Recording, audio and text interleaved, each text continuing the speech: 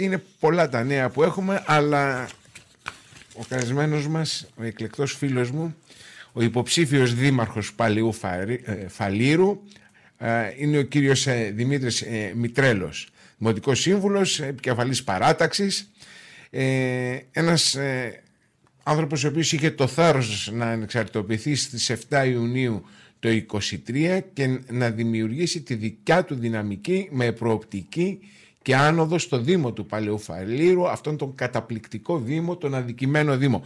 Δημήτρη μου, καλώς ήρθες. Καλησπέρα. Είμαι πάρα πολύ χαρούμενος και συγκινημένος συνάμα, γιατί έρχομαι σε ένα φιλικό Δήμο. Είδα πολλά γνωστά πρόσωπα, φίλους από παλιά. Δεν σας κρύβω ότι έχω περάσει τα πρώτα μου παιδικά χρόνια στη Νέα Σμύρνη, στην οδό Σιλιβρίας. Έχω πρωτοπαίξει στο άγαλμα της Μελπομένης, στο Βαρκάκι, για όσους ξέρουν. Λεπτομέρειες είναι αυτές. Λεπτομέρειες, ναι. Και η συγκίνηση είναι μεγάλη να βρίσκομαι εδώ πέρα στη Νέα Σμύρνη, άσχετα που είναι δίπλα από το Παλαιό Φάληρο. Στο Παλαιό Φάληρο όντως υπάρχει ένα πολύ μεγάλο κενό. Αυτό φαίνεται, πάντα φαινόταν, αλλά τελευταία είναι κάτι παραπάνω από ορατό. Νομίζω ότι ο καθένας μπορεί να το δει δια γυμνού οφθαλμού. Και όντως, όπως το λες είναι. Δυστυχώς... Επέτρεψέ μου και συγχώρησέ με, Δημήτρη, υπάρχει κάτι που δεν γίνεται. Δεν φαίνεται κάτι να πιάσουμε το παραλιακό κομμάτι. Θέλεις? Υπάρχει ένας ερασιτεχνισμός, μια προχειρότητα. Πολλές φορές τα αποτελέσματα είναι και οδυνηρά, όπως θα έχετε διαβάσει στην επικαιρότητα, αλλά πέρα από αυτό τίποτα δεν γίνεται με κάποια σοβαρότητα, με κάποιο πρόγραμμα, με όραμα προοπτική για το μέλλον και προοπτική ακριβώς. Συντήρηση υπάρχει? Γιατί θα σου πω όχι, γιατί περνάω και βλέπω. Συντήρηση τα απολύτως αναγκαία.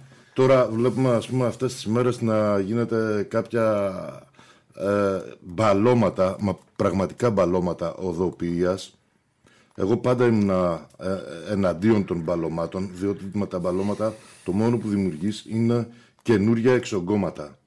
Καινούρια προβλήματα. Ακριβώς.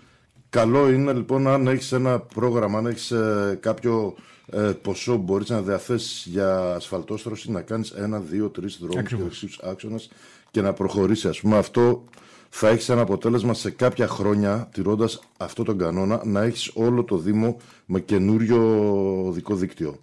Με τα μπαλώματα θα έχεις πάντα μπαλώματα. Δυστυχώς. Ναι, και βλέπω την Αγίου Αλεξάνδρου, παραδείγματος χάρη. Αυτό είναι μια απονεμένη ιστορία. Έχει ξεκινήσει. Ο κεντρικός σας δρόμος. Έχει ξεκινήσει αρκετά χρόνια πριν. Που οι επιχειρηματίες επενδύουν τα λεφτά τους εκεί. Δυστυχώς κανένας δεν σέβεται τον επιχειρηματία στο Παλαιό Φάληρο. Αυτό είναι μια πληγή χρόνων.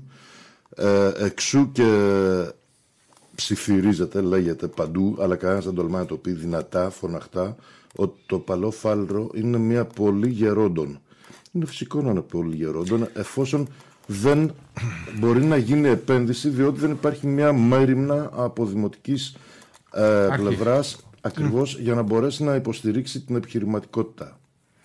Το κομμάτι, αυτό το καταπληκτικό κτίριο στην παραλία παραμένει ορφανό. Και τώρα ξεκίνησε να φτιάχνεται. Βέβαια, ένα κτίριο 270-280 τετραγωνικών με 3,5 εκατομμύρια ευρώ ανακαίνιση. Περιμένουμε να δούμε διαστημόπλαιο, ας πούμε, να φτιάχνεται και λιγότερο. Εξωπραγματικά πράγματα. Είναι τεράστιο το ποσό. Αρκεί να σας πω ότι ο πρώην δήμαρχος, ο κύριος Χατζηδάκης, είχε εγκρίνει για ανακατασκευή του κτηρίου ολόκληρου 500.000.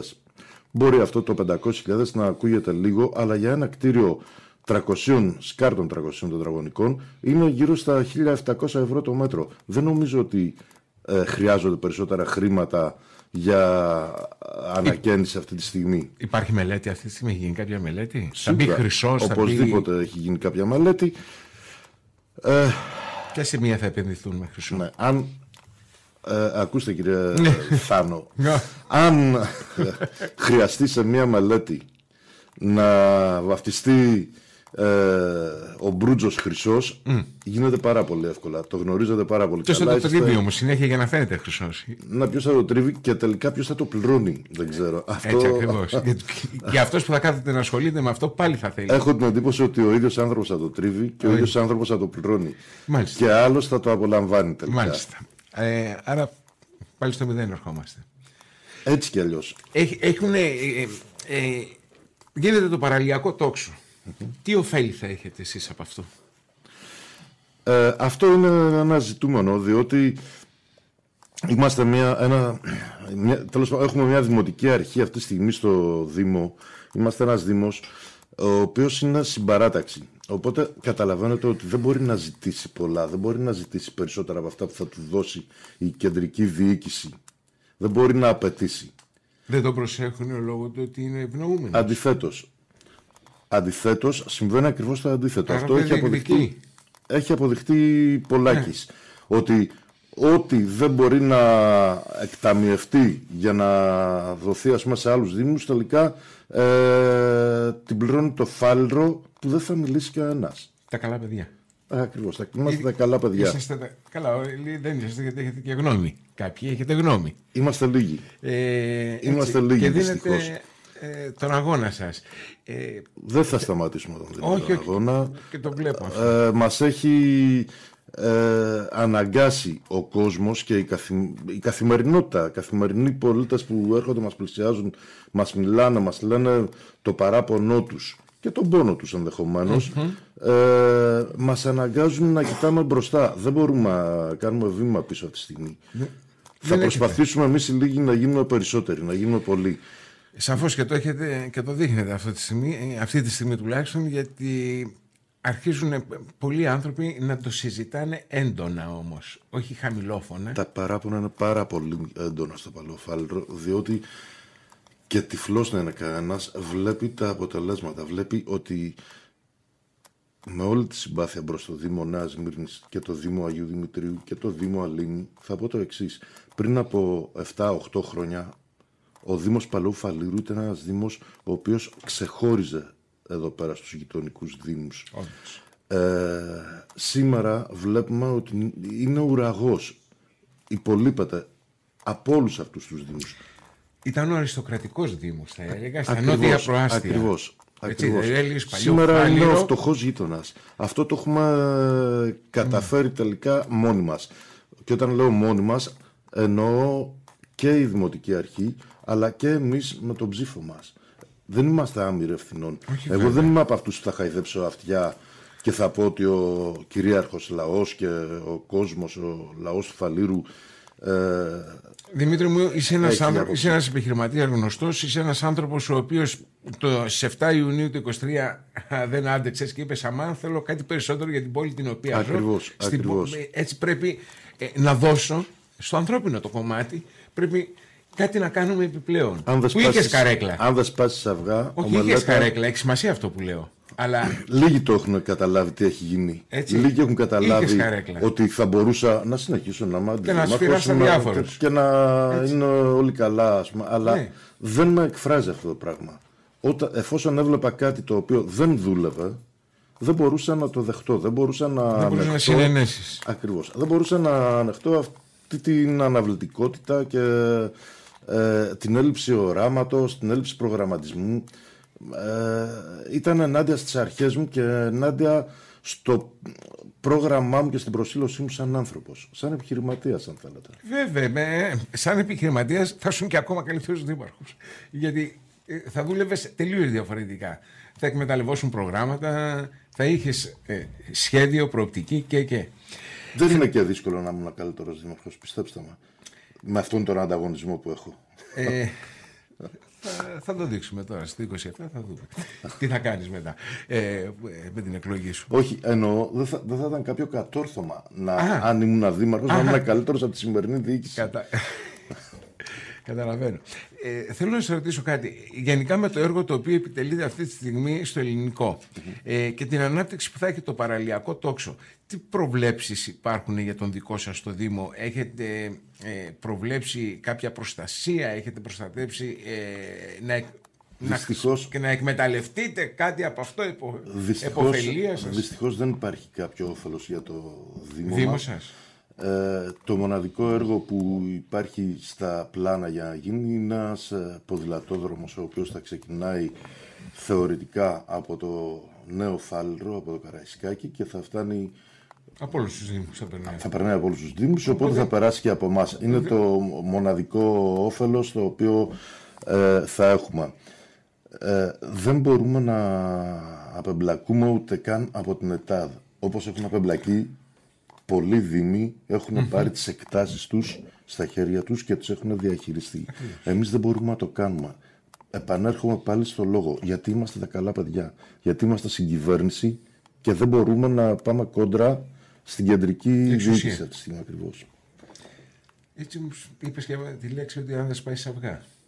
Στη μελέτα δεν κάνεις. Δυστυχώς ο σημερινός δήμαρχος δείχνει ότι, και από το παρελθόν το δείχνει, ότι δεν είναι ο άνθρωπος που σπάει αυγά. Πιστεύω και αντιπολιτευόμενος να ήταν στην κεντρική διοίκηση, δεν θα έσπαγε αυγά. Είναι καλό παιδί. Ξέρετε, για να σπάσεις αυγά πρέπει να είσαι προετοιμασμένος για το χαστούκι που θα φας. Δεν υπάρχει περίπτωση να μην το φας. Οπότε πρέπει να είσαι προετοιμασμένος. Είναι ορισμένοι άνθρωποι που δεν το αντέχουν αυτό το χαστούκι. Πιστεύω ότι ο δικός μας δήμαρχος είναι ένας από αυτούς. Ναι, και η δουλειά δεν γίνεται έτσι, δυστυχώς. Σε κάθε πλαίσιο δηλαδή. Ναι. Το είπες τώρα. Ήθελα να σας ρωτήσω το εξής. Σχετικά με την καθαριότητα υπάρχει πρόβλημα. Πολύ μεγάλο πρόβλημα. Ακριβώς. Πολύ μεγάλο πρόβλημα. Και το συζητάω και με γνωστούς και με άνθρωπους που με παίρνουν τηλέφωνο. Είχα κάποτε φίλους στα όρια των Δήμων, με Άλυμο, με Άγιο Δημήτριο, με Νέα Σμύρνη, τολμάω να το πω, που μου λέγαν, όταν ήμουν εγώ αντιδήμαρχος καθαριότητας, ότι τα σκουπίδια μας και ειδικά τα ογκώδια αντικείμενα τα πάμε στο απέναντι πεζοδρόμιο που είναι ο Δήμος Φαλήρου, γιατί ξέρουμε ότι θα τα μαζέψει την επόμενη μέρα. Λοιπόν, σήμερα συμβαίνει ακριβώς το αντίθετο. Οι φαληριώτες τα πάνε στην Νέα Σμύρνη, στον Άγιο Δημήτριο, γιατί ξέρουμε ότι θα τα μαζέψουν εκείνοι, ενώ το Φάληρο δεν θα τα μαζέψει. Αυτό είναι κωμικοτραγικό, αλλά είναι πέρα για πέρα αληθινό, δυστυχώς. Ναι. Θα πρέπει να υπάρχει. Με την ενέργεια τι έχει κάνει, έχετε κάνει κάποιο έργο, έχει γίνει από την δημοτική, δηλαδή LED. Με τα LED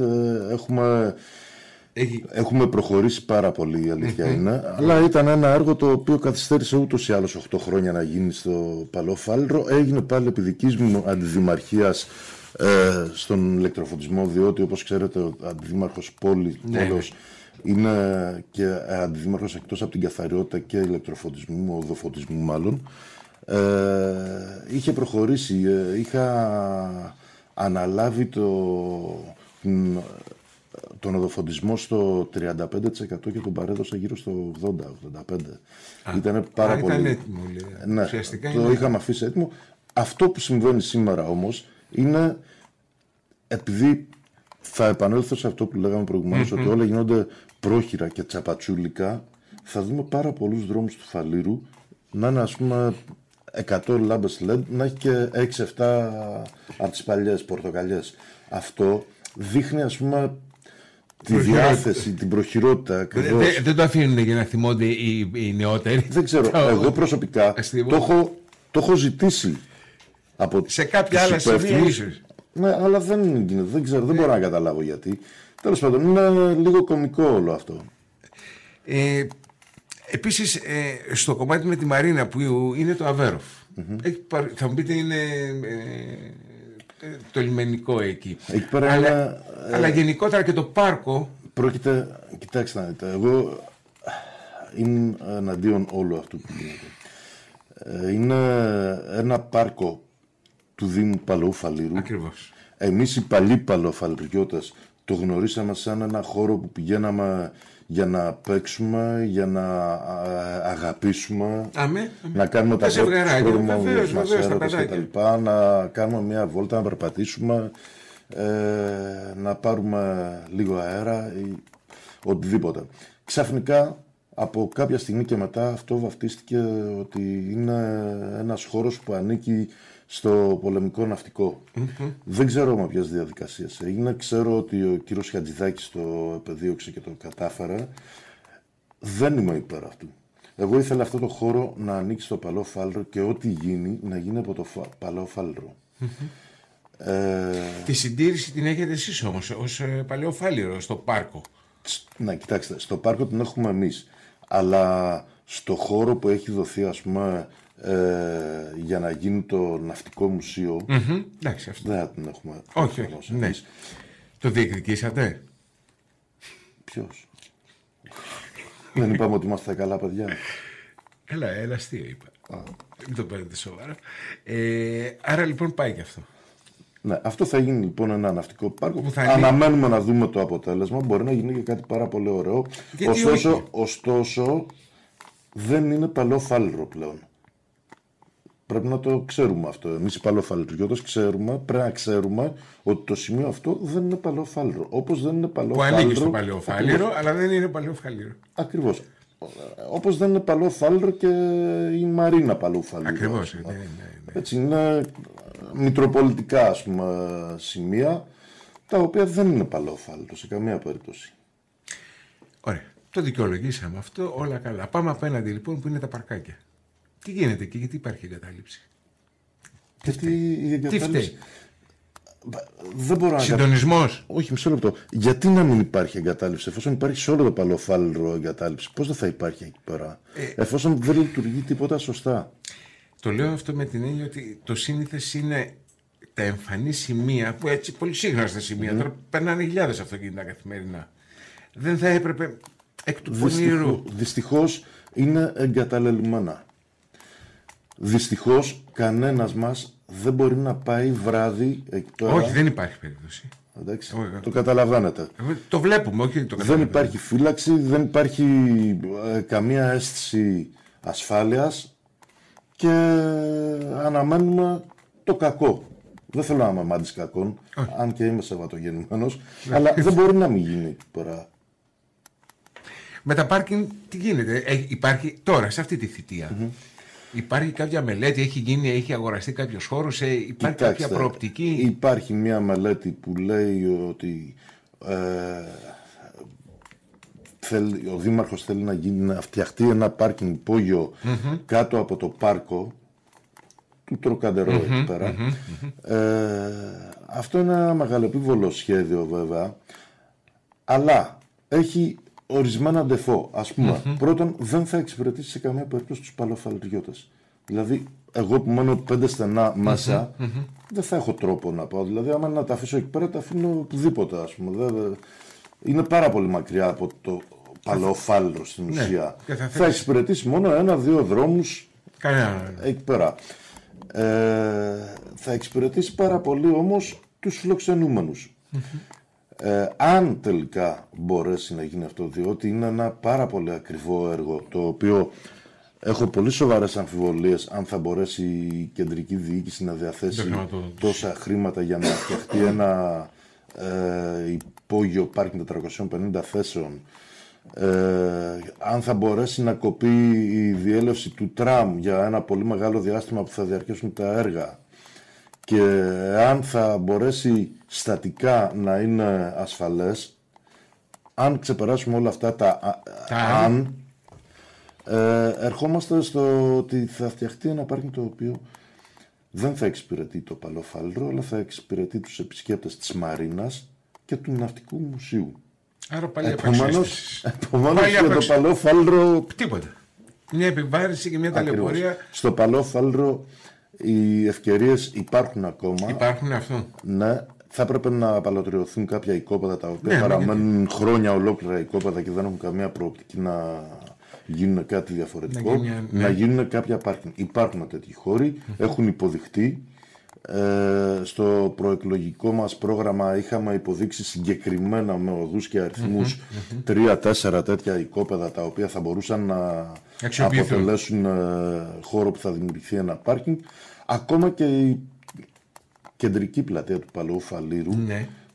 θα μπορούσε να γίνει ένα υπόγειο πάρκινγκ και από πάνω να διαμορφωθεί μια πάρα πολύ όμορφη Να συνεχιστεί σαν πλατεία. πλατεία. Ακριβώς. Θα μπορούσε να γίνει και να μπορέσει να φιλοξενήσει Ίσως με 2-3 υπόγεια πάρκινγκ Ακριβώς. πάνω από 180-200 αυτοκίνητα. Θα έλυνε πολύ μεγάλο πρόβλημα. Τεράστιο πρόβλημα. Γιατί προχωράς και δεν φτάνεις ποτέ. Όμως εγώ θα ήθελα να πω και κάτι Ναι. άλλο, επειδή ξεκινήσαμε την κουβέντα από εκεί και εκ των πραγμάτων ξαναπηγαίνει εκεί. Θεωρώ ότι κάπως κάποιοι υπεύθυνοι πρέπει να δουν πάρα πολύ σοβαρά το ενδεχόμενο κάποιους δρόμους στο Παλαιό Φάληρο να πεζοδρομηθούν. Δηλαδή θα ήταν ευχής έργο αν αύριο γινόταν μια συγκοινωνιακή μελέτη και η Αγίου Αλεξάνδρου γινόταν πεζόδρομος. Εκεί πέρα θα ήμασταν σε μια άλλη συζήτηση τώρα που θα λέγαμε ότι το Παλαιό Φάληρο αρχίζει και αναβαθμίζεται, αναπτύσσεται και αναμορφώνεται. Βέβαια, στα πλαίσια αυτά θα έπρεπε να φτιαχτεί και η κεντρική πλατεία του Παλαιού Φάληρου. Πολλά χρόνια έχει να φτιάχνει. Θυμάμαι. Φεύγουν κομμάτια, πλάκες, τσιμέντα κτλ. Κάτι είχε γίνει όταν φτιαχνόταν το τραμ στην παραλία εκεί. Από εκεί και πέρα δεν υπάρχει. Τότε είχε φτιαχτεί κάτι, ναι, έτσι, αλλά έκτοτε δεν έχει γίνει απολύτως τίποτα. Έτσι, ουσιαστικά θέλει πραγματικά αναγέννηση εκεί. Δυστυχώς πρέπει να πάψουμε να είμαστε ο γερασμένος δήμος του νοτιού τομέα αυτό. και του παραλιακού τόξου. Δηλαδή βλέπουμε τον άλυμο που ήταν προηγουμένως, βλέπουμε την Γλυφάδα. Μου θυμίζει τους παλιούς αριστοκράτες οι οποίοι έχουν ξεπέσει και είναι με το τριμμένο κουστούμι. Συγγνώμη που το λέω. Κάπως έτσι. Έτσι αυτό Δυστυχώς, αλλά πρέπει να σπάσει κάποιος αυγά. Επαναρχόμαστε. Πρέπει να σπάσει κάποιος αυγά. Δεν είναι διατεθειμένος από ό,τι φαίνεται κάποιος να σπάσει αυγά εδώ πέρα. Είμαστε πολύ λίγοι αυτοί που είμαστε διατεθειμένοι να το κάνουμε. Προσωπικά είμαι διατεθειμένος να το κάνω. Το έχω δείξει και το υπόσχομαι στο Παλαιοφάληρο. Περισσότερο να κάνεις δηλαδή. Το έδειξες και έχεις τον κόσμο ο οποίος σε ακολουθεί. Και το βλέπουμε και από τις συγκεντρώσεις οποίες και κάνεις. Το σέβομαι πάρα πολύ τον κόσμο και είναι ο μόνος λόγος που συνεχίζω δυναμικά, γιατί ο κόσμος είναι αρκετός και συνάμα έρχονται συνεχώς καινούργοι και με πλησιάζουν και μου εκδηλώνουν το ότι έχουν μετανιώσει που δεν ακολούθησαν. Αυτό είναι πραγματικά πάρα πολύ συγκινητικό όταν το αισθάνομαι, όταν το λέω. Και απολογούνται οι άνθρωποι και το λένε τουλάχιστον. Και απολογούνται. Δεν ξέρω ποιο θα είναι το αποτέλεσμα σε 3 χρόνια από τώρα, αλλά είναι τελείως διαφορετική γιατί το έκανες τόσο ξαφνικά τότε. Είναι αλήθεια ότι δεν είχαμε χρόνο. Κάποιοι δεν δώσαμε το χρόνο ασχολούμαστε χρόνια, χαρήκαμε για τη συμμετοχή σου και για το θάρρος σου και για την τόλμη σου για αυτό το οποίο έκανες εκείνη τη χρονική στιγμή, γιατί δεν θέλεις να είσαι βολεμένος. Ποτέ δεν είναι. Έτσι ακριβώς. Και σε προσωπικό επίπεδο έχεις κάνει τους αγώνες σου και γενικότερα έχεις δείξει το ποιος είσαι. Αυτό το οποίο έχει σημασία είναι πλέον τώρα να ευαισθητοποιηθούν ακόμα περισσότερο οι άνθρωποι. Θέλουμε πολύ κόσμο από το Παλαιό Φάληρο να μας πιστέψει και να μας ακολουθήσει. Ναι. Έχουμε διάθεση να σπάσουμε αυγά, έχουμε διάθεση να κάνουμε σε εισαγωγικά την όμορφη επανάστασή μας και να κάνουμε το Παλαιό Φάληρο νεανικό δήμο. Ακριβώς. Έχουμε όραμα. Έχετε το ρέμα από την Πικροδάφνη, οι οποίοι καταλήγουν μεν σε εσάς, αλλά ένας βιότοπος καταπληκτικός. Πάρα πολύ όμορφος. Έχω μεγαλώσει, ξέρετε, το σπίτι μου μετά από τη Νέα Σμύρνη, λοιπόν, ήταν στην Κοψαχίλα. Από το 1972 μέχρι και τώρα ακόμα το σπίτι μου είναι στην Κοψαχίλα. Έχω ζήσει την Κοψαχίλα και τα ρέματα σε όλες τις μορφές. Έχω ζήσει πριν γίνει το τούνελ στη Σοκράτους, όπου ήταν ρέμα. Έχω δει από κοντά να αλλάζουν οι ροές στο ρέμα. Έχω δει να βαθαίνει το ρέμα, να μπαζώνεται το ρέμα, να ανοίγει, να κλείνει, να βρωμίζει, να καταπατάται, έτσι. να βρωμίζει. Έτσι ακριβώς.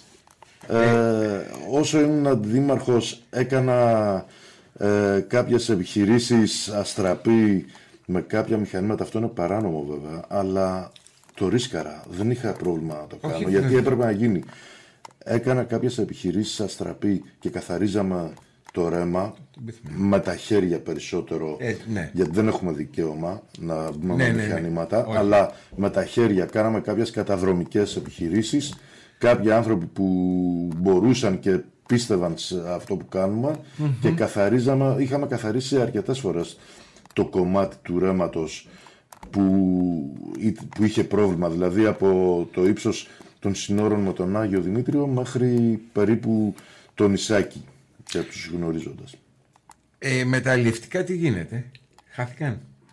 Τα αλλιευτικά... Τα κόβουνε, Ναι, δεν υπάρχουν πλέον αλλιευτικά, δεν υπάρχει και λιμανάκι αλλιών όπως ξέρετε. Γιατί ήταν παλιά, το έλεγα προηγουμένως και με τον δήμαρχο του Αλήμου, υπήρχε το μαριδάκι του παλαιού Φαλήρου και διέψευσέ με.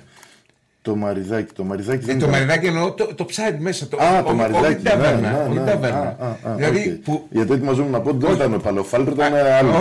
Όχι. Θυμάμαι παιδί που γίνανε ψαράδες. Το μαριδάκι του παλαιού Φαλήρου. Μαριδάκι παλαιού Φαλήρου. Είναι πασίγνωστο, είναι γνωστό για μας τους παλιούς βεβαίως. Δεν υπάρχει πλέον. Δεν υπάρχει πλέον. Και μειώνονται και τα αλλιευτικά τα οποία υπάρχουν στον Άλυμο. Κοιτάξτε τώρα, και πληρώνουν στη Λάμδα. Υπάρχει το αιτιολογικό γιατί συμβαίνει αυτό, έτσι. Διότι με τις προσχώσεις που έγιναν στον Άλυμο και στο δικό μας εκεί πέρα στη Μαρίνα, στο Τροκαντερό, αναγκάσαμε την παραλία να τραβηχτεί προς τα μέσα. Δηλαδή, για όσους θυμούνται το παλαιό Φάληρο παλιότερα, το Έδεμ, η άμμος ήταν μικρότερη από ό,τι είναι σήμερα. Τι σημαίνει αυτό? Ότι αναγκάσαμε το νερό να βγει πιο έξω μπρος τη θάλασσα. Αναγκάσαμε την άμμο να γίνει μεγαλύτερη. Αυτό συνέβη διότι έγιναν οι προσχώσεις αριστερά και δεξιά. Και έτσι η μηχανική του νερού πήγε λίγο πιο έξω. Αυτό είχε σαν συνέπεια τα σημεία όπου ζούσε το μαριδάκι του παλαιού Φαλήρου και αναπτυσσόταν να χαθούν και μαζί να χαθεί και το μαριδάκι. Ούτε γόνος, ούτε μαριδάκι. Δεν υπάρχει τίποτα. Γιατί ήταν, το θυμάμαι, που ήμουν ένα μικρό παιδάκι που γίναγαν τότε οι πλανόδιοι, οι ψαράδες, και φωνάζανε μαριδάκι παλαιού Φαλήρου. Εγώ το θυμάμαι να κολυμπάμε και να είμαστε μέσα σε κοπάδια από μαριδάκια. Και καλά, δεν συζητάω για τους βαρκάριδες που νίκιαζαν τις βάρκες τότε. Έτσι, δηλαδή έχετε υποστεί μια φορά. Έχει περάσει το παλαιό Φάληρο πολύ μεγάλες δόξες, η αλήθεια είναι. Βέβαια έχει είναι περάσει. Το τι λες τώρα, κλασικό παρασμένα μεγαλεία διηγώντας τα ανακλές. Για πολύ κλάμα σήμερα. Για πολύ κλάμα έχετε σήμερα. Δημήτρη μου, σε ευχαριστώ για την παρουσία σου. Έχουμε μαζί μας τον κύριο Δημήτρη Μητρέλο, είναι υποψήφιος δήμαρχος του Παλαιού Φαλήρου, είναι εκλεγμένος με την παράταξή του αυτή τη στιγμή, έχει αξιόλογους συνεργάτες μέσα στην παράταξή του. Σου εύχομαι σε 3 χρόνια να θυμηθείς να μας καλέσει στην ορκομοσία σου τότε. Έτσι. Ευχαριστώ πάρα πολύ για τις ευχές, για την πρόβλεψη. Να είσαι καλά. Και οπωσδήποτε για τη φιλοξενία απόψε. Να είσαι καλά. Είσαι από τους αγαπημένους πρώτα απ' όλα φίλους. Σου εύχομαι καλή επιτυχία, υπομονή. Να ετοιμαστείς λοιπόν ως πλαστικός χειρουργός να αναπτύξεις το παλαιό Φάληρο και να είναι όλα καλά. Ευχαριστώ πάρα πολύ. Εύχομαι καλή επιτυχία στην εκπομπή από το φιλόξενο Δήμο Νέας Μύρνης. Να είσαι καλά. Και στο επανειδήν. Θα χαρώ πάρα πολύ να σε έχουμε ξανά κοντά μας. Φίλες και φίλοι, σας ευχαριστούμε που είστε μαζί μας. Θα είμαστε κοντά σας την ερχόμενη Τετάρτη με πικάντικα αλλά και λιγάκι τολμηρά θέματα. Να είστε καλά, καλό σας βράδυ, καλά να περάσετε.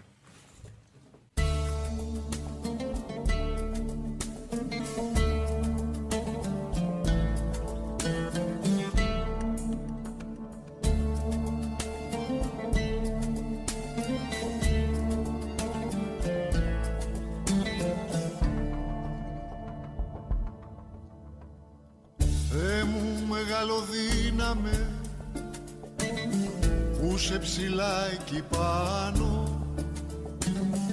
Ρίξε την όσο Καλαζάρ, Θεούλη μου, στους σκύλους των κομμάτων.